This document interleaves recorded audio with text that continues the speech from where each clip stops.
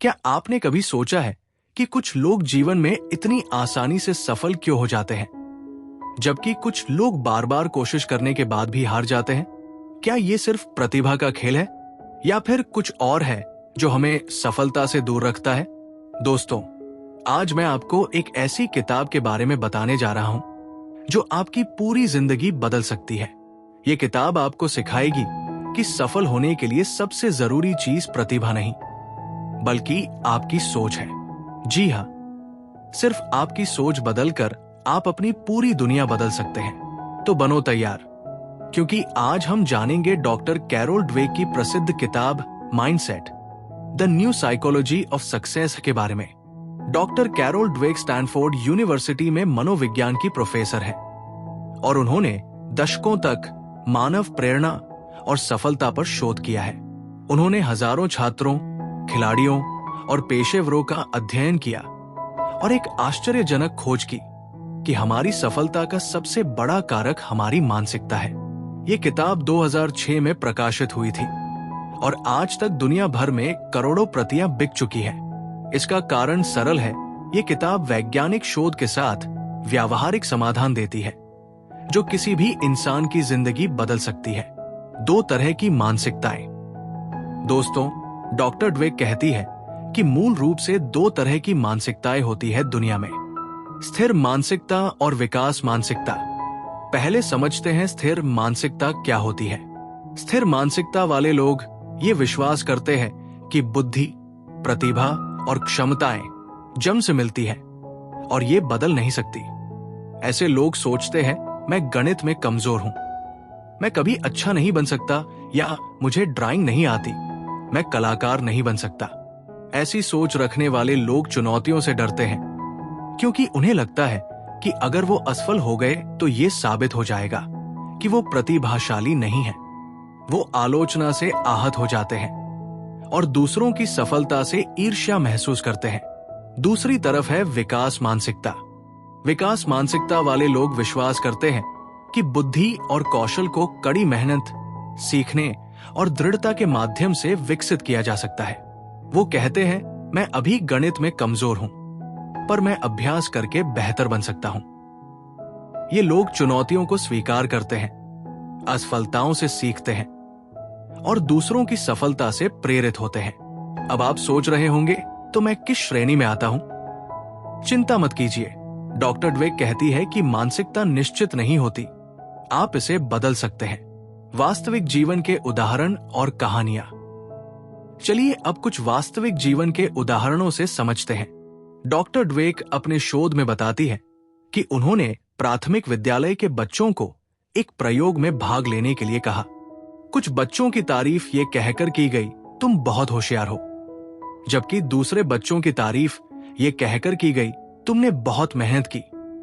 फिर जब उन बच्चों को एक और मुश्किल परीक्षा दी गई तो आश्चर्यजनक परिणाम आए। जिन बच्चों को होशियार कहा गया था, वो मुश्किल सवालों को हल करने से डरे क्योंकि उन्हें अपनी होशियार छवि बनाए रखनी थी।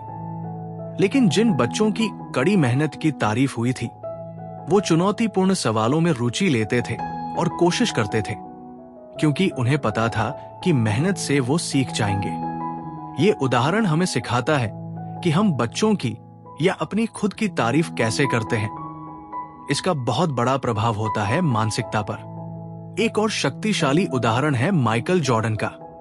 आज सब जानते हैं कि वो सबसे महान बास्केटबॉल खिलाड़ियों में से एक है, पर क्या आपको पता है उन्हें हाई स्कूल की बास्केटबॉल टीम से अस्वीकार कर दिया गया था? स्थिर मानसिकता होती तो वो वहां हार मान लेते, पर उन्होंने विकास मानसिकता अपनाई, दिन रात अभ्यास किया और दुनिया के सबसे बड़े खिलाड़ी बन गए। थॉमस एडिसन ने 10,000 बार असफल होने के बाद बल्ब का आविष्कार किया। जब उनसे पूछा गया कि इतनी बार असफल होने का कैसा लगा, तो उन्होंने कहा, मैंने असफल नहीं किया, मैंने 10,000 तरीके खोजे जो काम नहीं करते। यह है विकास मानसिकता की शक्ति। रिश्ते और मानसिकता। डॉक्टर ड्वेक ये भी बताती है कि मानसिकता सिर्फ करियर में नहीं, रिश्तों में भी महत्वपूर्ण भूमिका निभाती है। स्थिर मानसिकता वाले जोड़े सोचते हैं, कि अगर रिश्ते में समस्या है तो ये असंगति है। वो विश्वास करते हैं कि आदर्श साथी मिलना चाहिए जिससे कोई समस्या ही ना हो। पर विकास मानसिकता वाले जोड़े समझते हैं कि हर रिश्ते में उतार चढ़ाव आते हैं। वो एक दूसरे के साथ बढ़ते हैं, संवाद पर काम करते हैं और समस्याओं को मिलकर हल करते हैं। ये अवधारणा माता पिता और बच्चों के रिश्ते में भी लागू होती है। अगर माता पिता बच्चों को स्थिर मानसिकता सिखा रहे हैं, तुम गणित में कमजोर हो, तो बच्चा वो विश्वास स्वीकार कर लेता है। पर अगर माता पिता कहते हैं गणित मुश्किल है पर तुम अभ्यास से बेहतर हो सकते हो, तो बच्चा विकास मानसिकता विकसित करता है।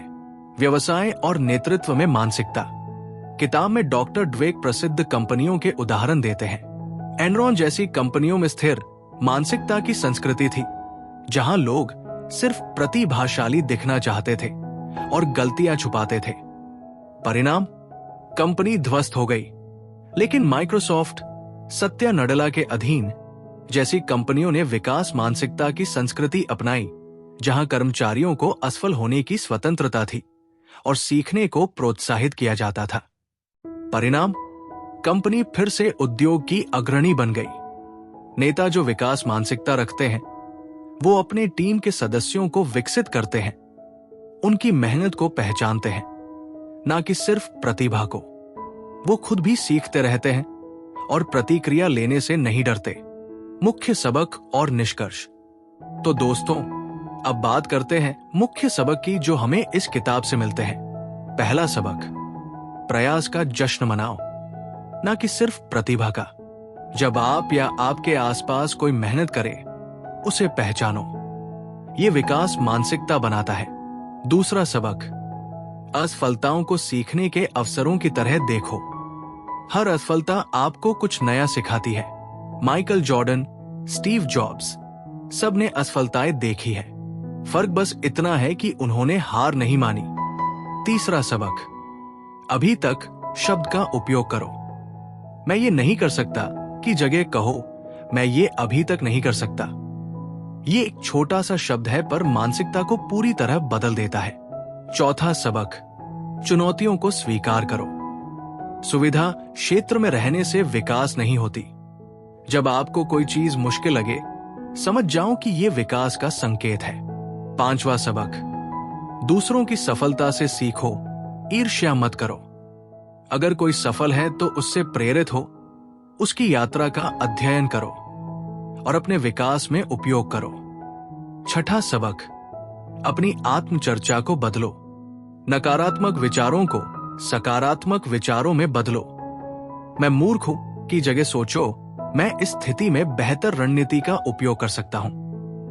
विकास मानसिकता विकसित करने के व्यावहारिक कदम।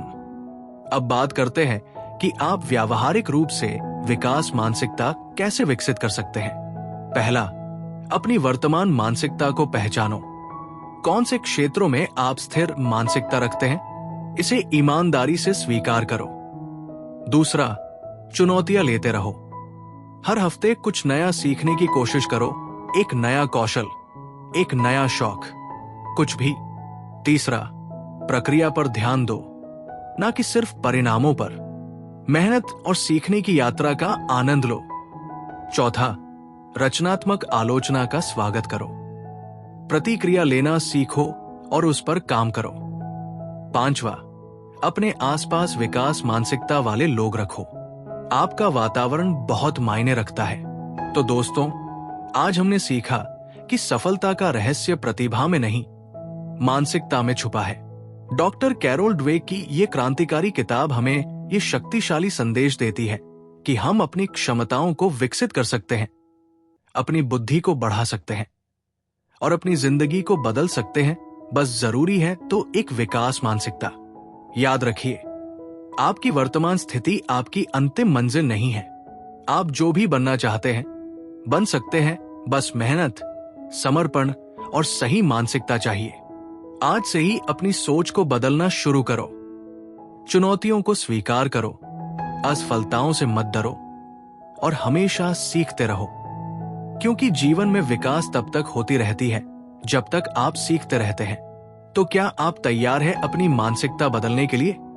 क्या आप तैयार हैं एक बेहतर संस्करण बनने के लिए? अगर आपको यह सारांश मददगार लगा हो तो कृपया इस वीडियो को लाइक कर दीजिए। चैनल को सब्सक्राइब करना मत भूलिए और घंटी का आइकन दबा दीजिए ताकि आपको ऐसी और अद्भुत किताबों के सारांश मिलते रहें। टिप्पणी अनुभाग में जरूर बताइए कि आप स्थिर मानसिकता से विकास मानसिकता में कैसे बदलाव करेंगे। आपका एक लक्ष्य क्या है जिसको प्राप्त करने के लिए आप अब विकास मानसिकता का उपयोग करोगे? और हाँ, इस वीडियो को अपने दोस्तों और परिवार के साथ साझा जरूर कीजिए, क्योंकि ये ज्ञान हर किसी की जिंदगी बदल सकता है। वीडियो देखने के लिए धन्यवाद। सीखते रहो, बढ़ते रहो